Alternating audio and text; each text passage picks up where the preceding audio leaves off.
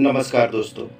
कलयुग एक ऐसा युग से करने के लिए, अपने गम को मिटाने के लिए, जबकि सच्चाई कुछ और है। इस मनुष्य जीवन को प्राप्त करने की सत्यता यह है कि हम खुद को पहचाने, ताकि हम माया जाल के संसार से अनंत योनियों में भटकने से बचे और मुक्ति को पाए।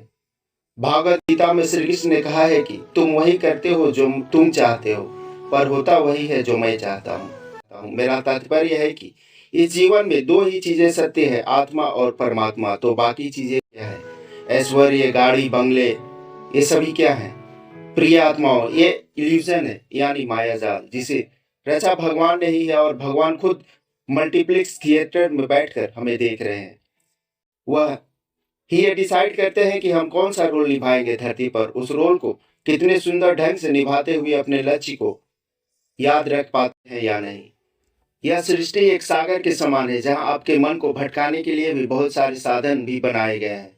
जो आत्मा है वह मनुष्य के अंदर है, और परमात्मा वह है जिससे यह आत्मा का जन्म हुआ है। कलयुग यानी आखिरी युग, कल्कि यानी आखिरी एवं अंतिम अवतार। बहुत सारे प्रेडिक्शन, भविष्यवाणियां हैं जो आगे चलकर हमारे डगर को टेढ़ी कर। भविष्य मालिका में लिखा है, ना ही बेसी बेड़ा औल बउल निकटे होई बे देखा। पंच सखाओं ने सैकड़ों साल पहले ही कलयुग के अंतिम चरण को देख लिया था। वे समझ चुके थे कि भगवान विष्णु के 10वें अवतार का जन्म मानव कल्याण के लिए होगा। यह समय ऐसा भी आएगा जब चीजों का अंत हो जाएगा। उन्होंने कलयुग के संकेतों के माध्यम से लोगों को सतर्क होने के लिए कहा है। हम जल्द ही उस भयानक स्थिति को फेस करने वाले हैं। उन्होंने यह कहा है कि कलयुग का जब अंत समय आएगा, तब जंगली जानवर मनुष्यों पर अटैक करने लगेंगे। पुराणों में भी इसका वर्णन है ये, और ऐसा तब होगा जब भयंकर गर्मी पड़ने लगेगी। कल की अवतार के बारे में स्वामी विवेकानंद ने भी कुछ भविष्यवाणियां की थी। उनकी भविष्यवाणियों के अनुसार सत्युग की स्थापना शक्ति से नहीं बल्कि भक्ति से होगी।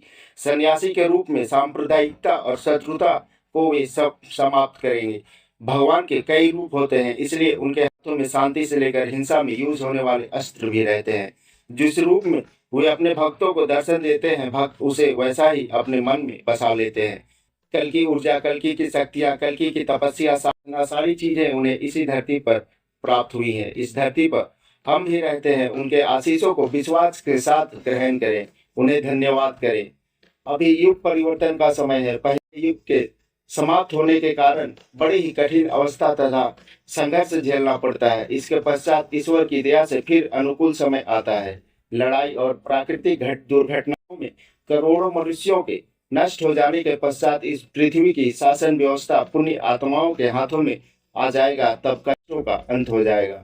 सभी लोग ईश्वरीय आदेश के अनुसार चलने लगेंगे और पाप कर्मों को त्याग देंगे।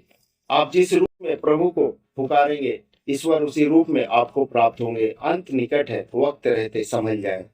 धन्यवाद। सब्सक्राइब कीजिए हमारे चैनल को और बेल आइकन को दबाइए हमारी लेटेस्ट वीडियो सबसे पहले देखने के लिए।